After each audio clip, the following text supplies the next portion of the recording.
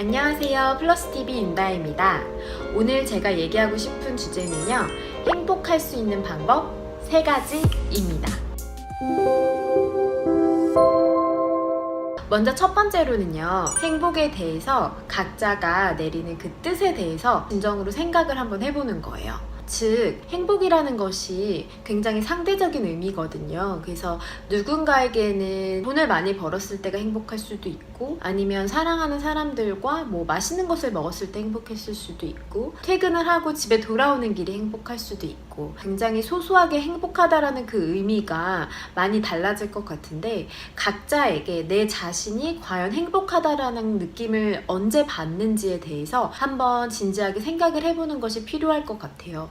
어렵게 생각할 건 없고 작게부터 생각하면 좋을 것 같아요. 예를 들면 저는 제가 많이 먹는다라는 느낌보다 굉장히 맛있는 것을 먹었을 때 행복하고요. 한 입을 먹더라도 굉장히 제가 오늘 만족할 수 있는 맛있는 것을 먹었을 때 행복하고, 옷이라는 것도 생각지 못했다가 저한테 몸에 핏에 굉장히 딱 잘 맞는, 그리고 편안한 이런 옷을 샀을 때 너무너무 행복하기도 하고, 어렸을 때는 물욕 이런 것들로 행복한 것도 좀 느꼈었던 것 같아요. 사실 제가 브랜드 이런 거를 잘 아는 편은 아니지만 그래도 소소하게 학용품을 샀을 때도 행복했고, 회사 생활했었을 때 그냥 하다못해 사무용품, 볼펜 이런 거 하나 사도 되게 행복했던 것 같고, 뭔가를 사는 행위로 인해서 행복감을 좀 느꼈었던 것 같아요.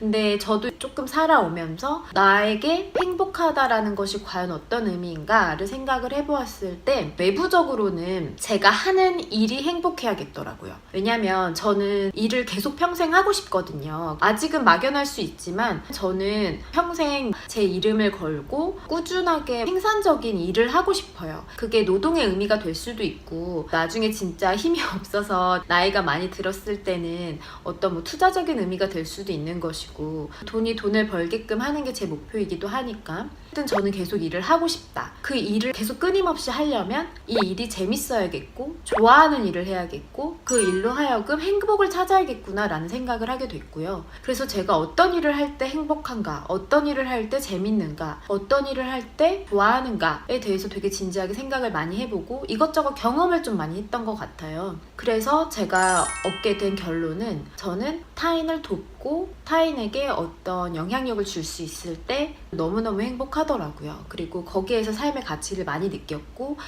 이 일을 한다라고 하면 정말 내가 밤을 새서 하더라도 재밌어서 스스로 열정적으로 좀 몰입을 할 수 있겠구나 라는 생각을 하게 됐고요.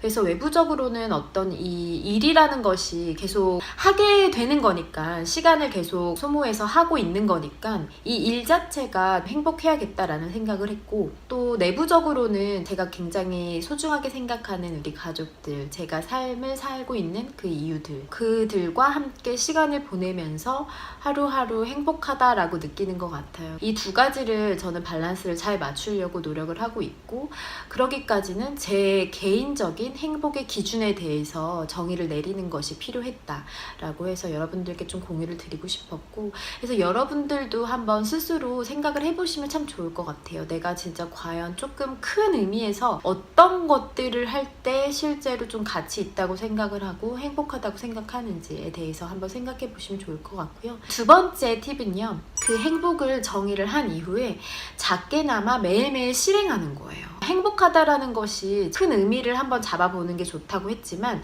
그 큰 의미만 달성한다고 해서 행복한 것은 아니거든요. 그거를 달성해 나가는 매일매일, 매 순간, 매 시간, 매 분, 매 초 굉장히 행복하다라고 느끼는 것이 저는 되게 중요하다고 생각이 들어요. 개그맨 이영자님이 말씀을 하신 것이 되게 개인적으로는 많이 와닿았었는데요. 예를 들어서 저는 10억을 벌었을 때 행복할 것 같아요. 100억을 벌었을 때 행복할 것 같아요. 집을 한 채 마련하면 행복할 것 같아요. 저는 비싼 고급 외제차를 사면 행복할 것 같아요. 이런 것들에 대한 목표는 뭔가 단기간에 내일 당장 실현할 수 있는 것이 아니기 때문에, 그거를 꼭 실현해야지만 행복하냐라고 물었을 때 그게 아니라는 거죠. 행복이라는 건 결국 제가 지금 삶을 살고 있는 이 현재, 이 순간을 매일매일 즐기고 행복하다라고 느낄 수 있어야 된다라는 거예요. 그래서 그 말이 저는 개인적으로 굉장히 와닿았거든요. 거시적 구체적인 목표를 갖고 있고 그 목표를 달성을 하기 위해서 계획을 하고 실행을 하는 것도 굉장히 중요하지만 지금 매 순간 여러분들이 살고 있는 지금 이 현재를 귀하게 생각하고 행복하게 여기는 그 삶의 태도가 저는 굉장히 중요하다고 생각해요. 그러려면 매일매일 여러분들이 행복하다고 느낄 수 있는 소소한 것들을 실행하는 게 필요한데요. 예를 들면 저는 예전부터 자연을 보는 게 너무 좋았어요. 자연을 보면 굉장히 제가 생각했었던 불만이 있을 수도 있고 부정적인 감정이 있을 수도 있잖아요.